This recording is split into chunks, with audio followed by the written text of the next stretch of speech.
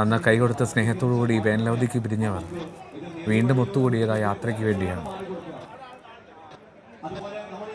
ഇനി വേനലവധി കഴിഞ്ഞ് ആ വീണ്ടും സ്കൂളിലെത്തുമ്പോൾ ആ ബാക്കിയുള്ള അധ്യാപകരുടെ മുഖത്ത്, സഹപ്രവർത്തകരുടെ മുഖത്ത് ആ ചിരിയുണ്ടാകില്ല. കരഞ്ഞു കലങ്ങിയ കണ്ണുകളുമായിട്ടാണ് ആ പാങ്ങിലെ ജനങ്ങൾ ഒന്നാകെ മൃതദേഹങ്ങളെ അവസാനമായി ഒരു നോക്ക് കാണാനെത്തുന്നത്. ഇപ്പോൾ സംസ്ഥാന സർക്കാരിൻ്റെ ആദരാഞ്ജലികൾ വിദ്യാഭ്യാസ മന്ത്രി ആ അധ്യാപകർക്കും ഒപ്പം ജീവൻ നഷ്ടമായ മറ്റുള്ളവർക്കും സമർപ്പിക്കുകയാണ്.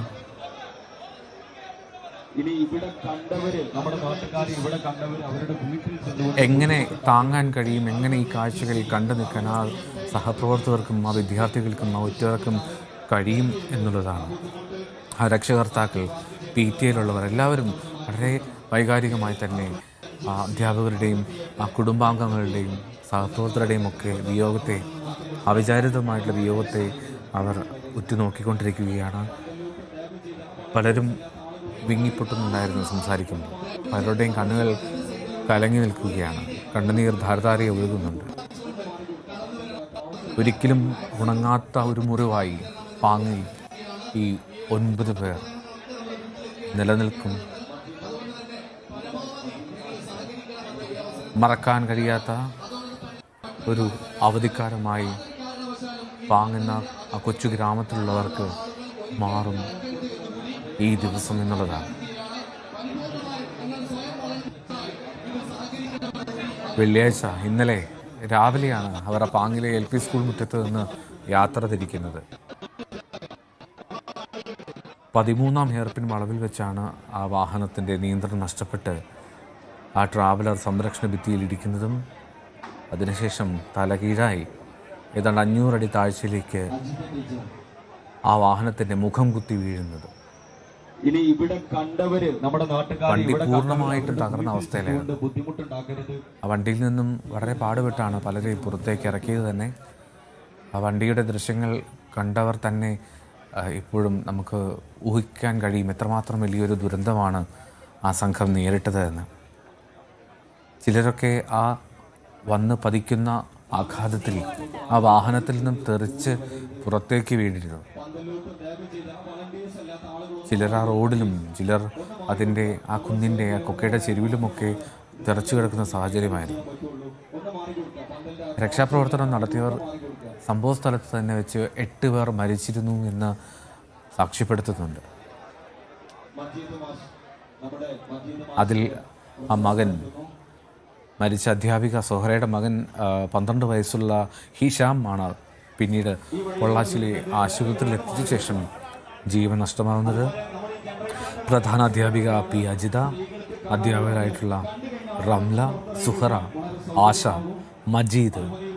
മജീദിൻ്റെ ഭാര്യ റുഖിയ, ആ സ്കൂളിലെ ആ പ്രിയപ്പെട്ട വിദ്യാർത്ഥികൾക്ക് ഭക്ഷണം വെച്ച് നൽകിയിരുന്ന സാജിദ, ആ സ്കൂൾ ബസ്സിൻ്റെ ഡ്രൈവറായിരുന്ന നൗഷാദ്, ഇവരാണ് അവിചാരിതമായിട്ടുള്ള അപകടത്തിൽ ജീവനഷ്ടമായ 9 പേർ.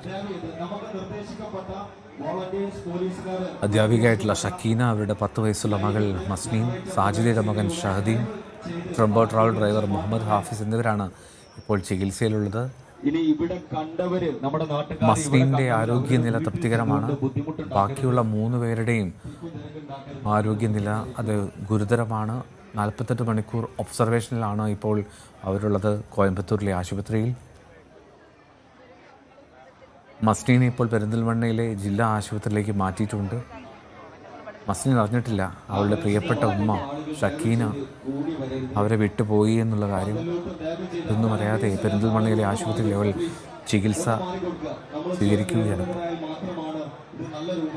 അവളെ അറിയിച്ചിട്ടില്ല ഇതുവരെ.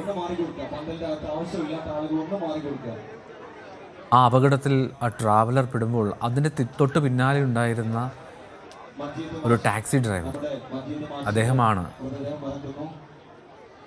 ആ ട്രാവലറിനുള്ളിൽ നിന്ന് ഈ മസ്നീനെ രക്ഷപ്പെടുത്തി പുറത്തെത്തിക്കുന്നത്. ആദ്യം പൊള്ളാച്ചി ആശുപത്രിയിൽ പ്രവേശിപ്പിച്ചു. പിന്നീട് മലപ്പുറം DMO ഉൾപ്പെടെയുള്ളവർ അവിടെ സ്ഥലത്തെത്തിയിരുന്നു, പൊള്ളാച്ചിയിലെത്തിയിരുന്നു. അവരുടെ നിർദ്ദേശപ്രകാരമാണ് പെരിന്തൽമണ്ണയിലെ ആശുപത്രിയിലേക്ക് മാറ്റാനുള്ള തീരുമാനമെടുത്തത്. ഏറ്റവും അനുകൂലമായിട്ടുള്ള സാഹചര്യമൊക്കെ മസീനയ്ക്കായി അവിടെ മലപ്പുറത്ത് ഒരുക്കിയിട്ടുമുണ്ടായിരുന്നു. എന്നാലും മരിച്ചവരുടെ മൃതദേഹങ്ങൾ മലപ്പുറത്ത് എത്തിച്ചു. ഏതാണ്ട് 9 മണിയോട് കൂടിയാണ് ആ മൃതദേഹങ്ങൾ മലപ്പുറത്തേക്ക് എത്തിച്ചത്. ആ പാങ്ങ് അമ്പലപ്പുറം ഗവൺമെൻറ് ഹയർ സെക്കൻഡറി സ്കൂളിൽ ആ സ്കൂൾ മുറ്റത്താണ് ഇപ്പോൾ അവരെല്ലാവരും ഉള്ളത്. ആ 9 പേരും ആ സ്കൂൾ മുറ്റത്തുണ്ട്.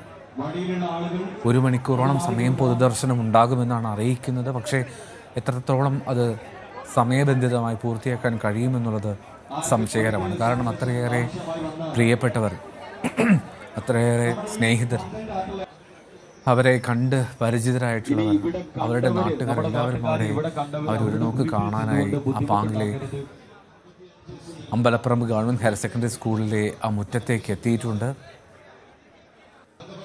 ഈ പൊതുദർശനത്തിന് ശേഷം അവരവരുടെ വീടുകളിലേക്ക് അവരവരുടെ മതാചാരപ്രകാരമുള്ള സംസ്കാരത്തിനായി ആ മൃതദേഹങ്ങൾ കൊണ്ടുപോകും. എല്ലാവരുടെയും ഏതാണ്ട് 1 മണിയോടുകൂടി സംസ്കാരം നടക്കുമെന്നാണ് അറിയാൻ കഴിയുന്നത്.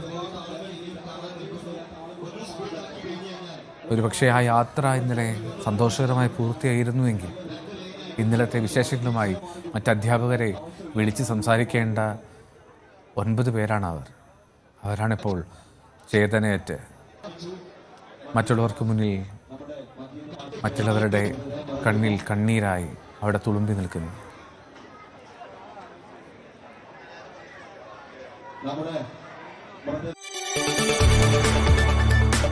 കൂടുതൽ വാർത്തകൾക്ക് News 18 Keralam YouTube channel subscribe ചെയ്യുക.